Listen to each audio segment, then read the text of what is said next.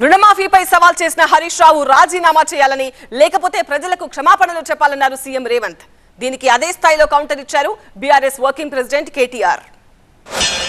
15 August నాడు మళ్ళీ అదే ఖమ్మం గడ్డ మీద నుంచి ఇవాళ సవాలు విసురుతున్న హరీష్ రావు, నీలో చీము నెత్తురుంటే, నీకు ఏమాత్రమైన సిగ్గు శరం ఉంటే రాజీనామా చెయ్యి.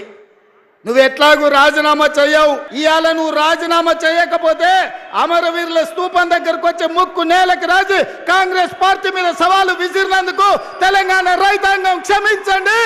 మాట తప్పని పార్టీ కాంగ్రెస్ పార్టీ రుణమాఫీ చేసింది.